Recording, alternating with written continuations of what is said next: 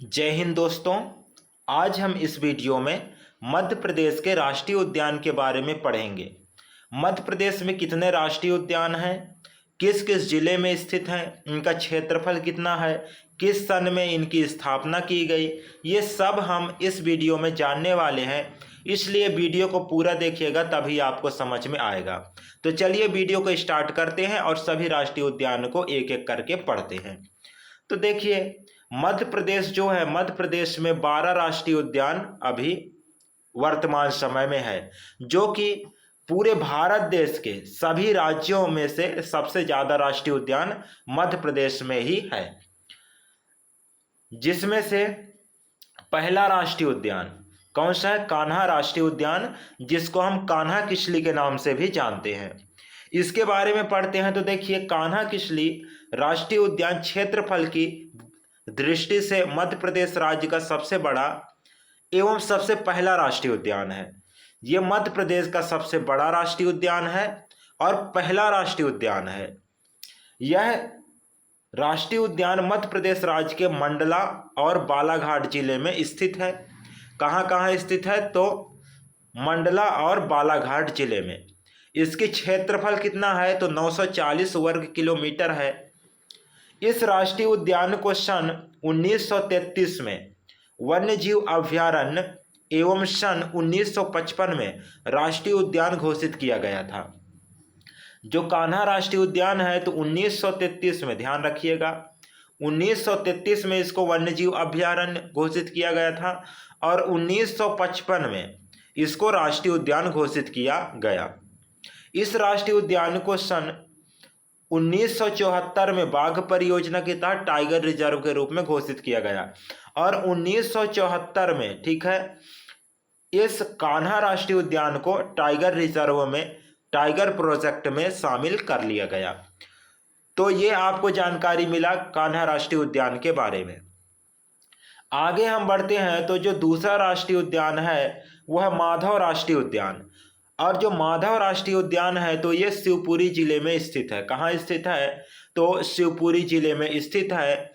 इस राष्ट्रीय उद्यान की स्थापना सन 1958 में, कब? सन 1958 में की गई थी। यह राष्ट्रीय उद्यान 375 वर्ग किलोमीटर में फैला हुआ है। ठीक है, एक बार फिर से पढ़ लीजिए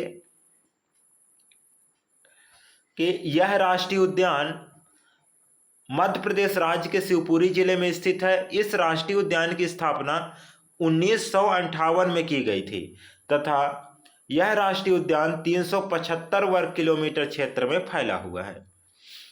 अगला राष्ट्रीय उद्यान देखते हैं, बांधवगढ़ राष्ट्रीय उद्यान। तो बांधवगढ़ राष्ट्रीय उद्यान, ये राष्ट्रीय उद्यान उमरिया और कटनी जिले में स्थित है। इसका क्षेत्रफल है 449 वर्ग किलोमीटर। इस राष्ट्रीय उद्यान की स्थापना 1968 में की गई थी। कब की गई थी? 1968 में की गई थी और 1993 में इस राष्ट्रीय उद्यान में टाइगर प्रोजेक्ट चालू किया गया। बाघ परियोजना में इसको शामिल कर लिया गया। और यह जो राष्ट्रीय उद्यान है सफेद शेर के लिए प्रसिद्ध है। यहाँ सफेद शेर पाया जाता है। ठीक है, तो इतना आपको जानकारी मिला बांधवगढ़ राष्ट्रीय उद्यान के बारे में। हम आगे बढ़ते हैं। तो देखिए, अगला जो राष्ट्रीय उद्यान है तो वो है फासिल जीवाश्म राष्ट्रीय उद्यान। ठीक है, फासिल जीवाश्म राष्ट्रीय उद्यान। ठीक है, तो ये कहाँ है? तो फासिल राष्ट्रीय उद्यान ये डिंडोरी जिले में स्थित है।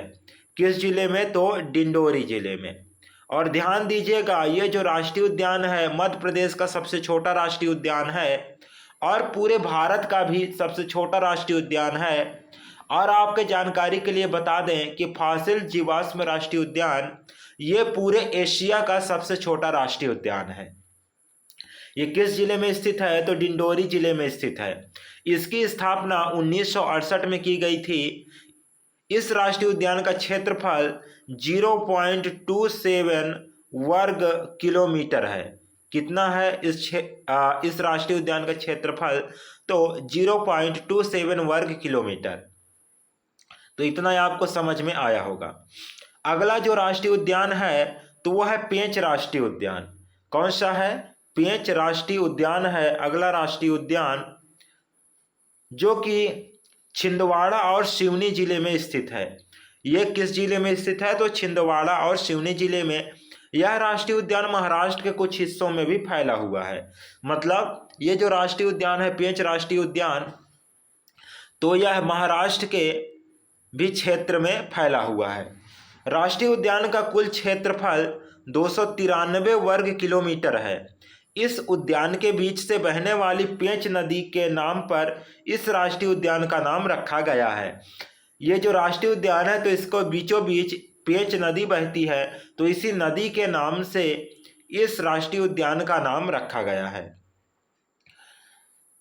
ऐसा राष्ट्रीय उद्यान में प्रसिद्ध मोंगली द्वीप स्थित है, ठीक ना।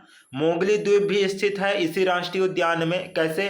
जो आप द जंगल बुक नाम का एक मूवी बना था जिसको देखे होंगे, जिसमें मेन कैरेक्टर होता है मोगली नाम का बच्चा, तो इसी पेंच राष्ट्रीय उद्यान पर आधारित है वो मूवी, ठीक है। इसीलिए इसको मोगली लैंड के नाम से भी जाना जाता है। इस राष्ट्रीय उद्यान में सर्वाधिक संख्या कृष्ण मृग पाए जाते हैं। मतलब इस राष्ट्रीय उद्यान में काली हिरण या काला हिरण अधिक संख्या में पाया जाता है, तथा इसे इंदिरा गांधी राष्ट्रीय उद्यान के नाम से भी जाना जाता है, और इसका नाम अभी हो गया है इंदिरा प्रदर्शनी राष्ट्रीय उद्यान, ठीक ना। तो इतना ही आपको जानकारी मिला। आगे बढ़ते हैं तो अगला जो राष्ट्रीय उद्यान है वो है वन विहार राष्ट्रीय उद्यान, जो कि मध्य प्रदेश के राजधानी भोपाल में स्थित है, ठीक है। इस राष्ट्रीय उद्यान की स्थापना 1979 में हुआ था, ठीक है। इस राष्ट्रीय उद्यान का जो स्थापना है कब हुआ था? 1979 में।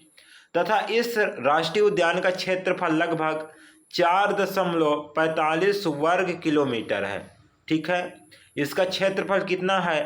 तो 4.45 वर्ग किलोमीटर, जो कि वर्तमान में वन विहार राष्ट्रीय उद्यान को चिड़ियाघर घोषित कर दिया गया है। अगला जो राष्ट्रीय उद्यान है वो है पन्ना राष्ट्रीय उद्यान, और जो पन्ना राष्ट्रीय उद्यान है ये छतरपुर और पन्ना जिले में स्थित है। कहाँ स्थित है? तो छतरपुर और पन्ना जिले में। और इसका जो क्षेत्रफल है 543 वर्ग किलोमीटर, 543 वर्ग किलोमीटर है इसका क्षेत्रफल। इस राष्ट्रीय उद्यान की स्थापना 1981 में हुआ था, ठीक है। इस राष्ट्रीय उद्यान की स्थापना 1981 में हुआ, और 1984 में, ध्यान रखिएगा, 1984 में इस राष्ट्रीय उद्यान को टाइगर रिजर्व घोषित कर दिया गया। तो इतना आपको जानकारी मिला पन्ना राष्ट्रीय उद्यान के बारे में। आगे बढ़ते हैं तो अगला जो राष्ट्रीय उद्यान है वो है संजय राष्ट्रीय उद्यान, ठीक है।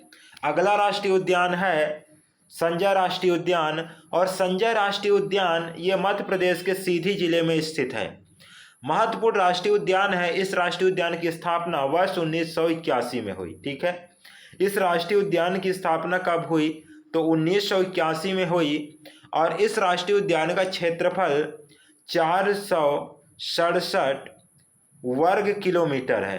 कितना है? इस राष्ट्रीय उद्यान का जो क्षेत्रफल है तो 467 वर्ग किलोमीटर है, ठीक है। अगला जो राष्ट्रीय उद्यान है वो है सतपुड़ा राष्ट्रीय उद्यान, और सतपुड़ा राष्ट्रीय उद्यान ये होशंगाबाद जिले में स्थित है, जो कि होशंगाबाद जिले का वर्तमान नाम नर्मदापुरम हो चुका है। क्या हो चुका है? नर्मदापुरम, ठीक है। इस राष्ट्रीय उद्यान की स्थापना 1983 में हुआ। कब हुआ स्थापना? तो 1983 में हुआ। यह राष्ट्रीय उद्यान 525 वर्ग किलोमीटर, 525 वर्ग किलोमीटर है इसका क्षेत्रफल। राष्ट्रीय उद्यान में अधिक संख्या में कृष्ण मृग पाए जाते हैं, मतलब काला हिरण पाए जाते हैं। हिरणों की एक प्रजाति जिसे भारतीय एलिफेंट भी कहा जाता है, ठीक है। क्या कहा जाएगा? भारतीय एलिफेंट कहा जाता है। एक प्रजाति है हिरण की, जो कहाँ पाया जाता है? तो सतपुड़ा राष्ट्रीय उद्यान में पाया जाता है। आगे हम बढ़ते हैं तो अगला जो राष्ट्रीय उद्यान है वो है ओमकारेश्वर राष्ट्रीय उद्यान। और ओमकारेश्वर राष्ट्रीय उद्यान मध्य प्रदेश के खंडवा जिले में स्थित है। राष्ट्रीय उद्यान की स्थापना सन 2004 में किया गया और यह राष्ट्रीय उद्यान 293 वर्ग किलोमीटर क्षेत्रफल में फैला हुआ है। अगला जो राष्ट्रीय उद्यान है वो है डायनासोर जीवाश्म राष्ट्रीय उद्यान, जो कि धार जिले में स्थित है। कहाँ स्थित है? धार जिले में। और यहाँ माना जाता है कि यहाँ डायनासोर